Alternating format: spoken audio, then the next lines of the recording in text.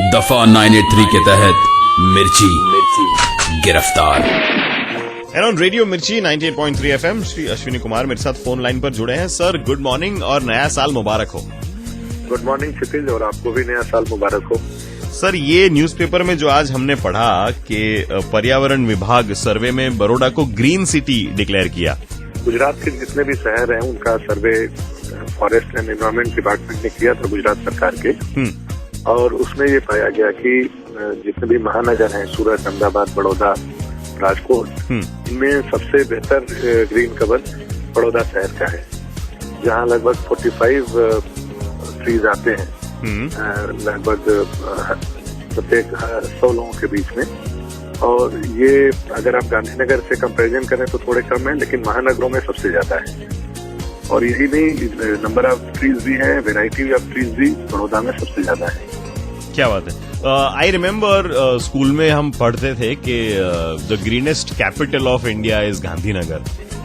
So probably ये सर्वे के बाद शायद ऐसा हो सकता है कि गुजरात में अगर देखा जाए तो गांधीनगर के बाद Baroda is the greenest city. Is it possible? हाँ, अगर महानगर की बात की जाए, मिलियन प्लस सिटीज में अहमदाबाद, सूरत, राजकोट और बड़ौदा आते हैं, तो बड़े शहरों में निसंदेह रूप से कहा जा सकता है कि गुजरात में Baroda is the greenest city and may be the green capital of Gujarat also. क्या बात है, सुपर्ब सुपर्ब।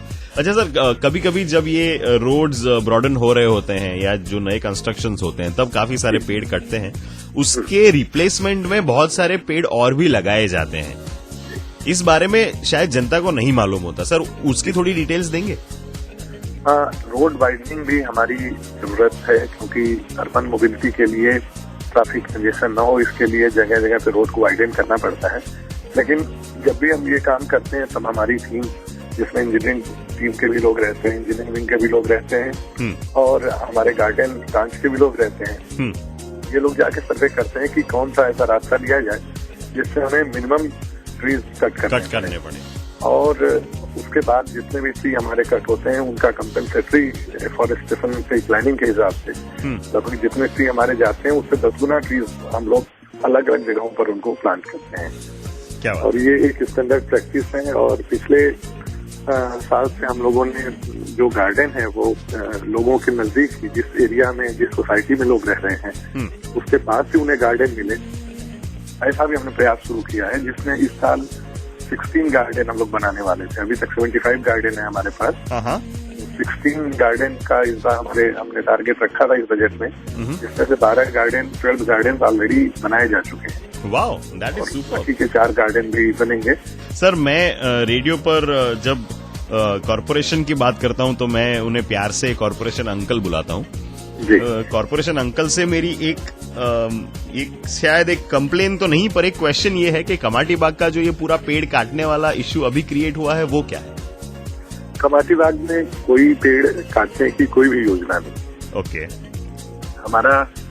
हमारी इच्छा ये थी, कॉर्पोरेशन की इच्छा ये थी कि कमाटी बाग केवल मॉर्निंग और इवनिंग वॉक के अलावा भी इसका यूटिलाइजेशन हो। सही बात। आपको याद हो तो महाराजा साहब ने वहाँ पे बहुत सालों पहले एक ट्रेन चलाई थी बच्चों के लिए। Yes, very true. तो गार्डन और पार्क में डिफरेंस होता है। पार्क है जहाँ पे लोग आते हैं, घूमते फिरते हैं, आनंद करते हैं, परिवार के साथ समय बिताते हैं। बड़े लोगों के लिए शॉपिंग एक स्ट्रगल होता है, जहाँ जाके वो टाइम पास करते हैं। सही बात। या मल्टीप्लेक्स में जाके मूवी देख सकते हैं, पिज्जा हट और डोमिनोज में जाके पिज्जा खा के अपना टाइम निकाल सकते हैं। ट्रू। लेकिन सामान्य और मध्यम वर्ग के लिए ये बड़े गार्डन ही एक ऐसा माध्यम है जहाँ वो बैठ के क्वालिटी टाइम अपनी फैमिली के साथ स्पेंड कर सकते हैं। सही बात है। तो जैसे काकरिया का डेवलपमेंट किया गया, वहाँ पहले केवल एक तालाब था और आज अगर आप जाइए तो वहाँ की सूरत संपूर्ण रूप से बदली जा चुकी है। हम लोगों की भी इच्छा थी कि यहाँ पे कुछ ऐसा किया जाए, लेकिन इस प्रोजेक्ट में कहीं पर एक भी पेड़ काटने का कोई प्रावधान नहीं है। केवल सुविधाओं में हम लोग थोड़ी बढ़ोतरी करना चाहते हैं। लेकिन इसमें भी लेटेस्ट ये है कि फिलहाल जिस तरीके की बातें हो रही हैं उसको देखते हुए हमने इस प्रोजेक्ट को फिलहाल स्थगित करने का फैसला लिया है। अच्छा। और जो कुछ भी होगा वो हम बाद में सबके साथ बैठ के चर्चा करके फिर तय करेंगे। वेरी गुड सर, बहुत अच्छा। Sir one final question, corporation uncle को जब कल पूछा गया प्रेस कॉन्फ्रेंस में कि बड़ौदा में ये ग्रीन सिटी में अगर आप देखें तो नीम के पेड़ करीबन 45,000 है, आसोपालो 34,000 है, गुलमोहर 26,000 है, वडोदरा का नाम जिस पर पड़ा है वड के वृक्ष वो कितने हैं? तो कॉर्पोरेशन अंकल ने बोला यार सॉरी नहीं पता। सर आप बताएंगे?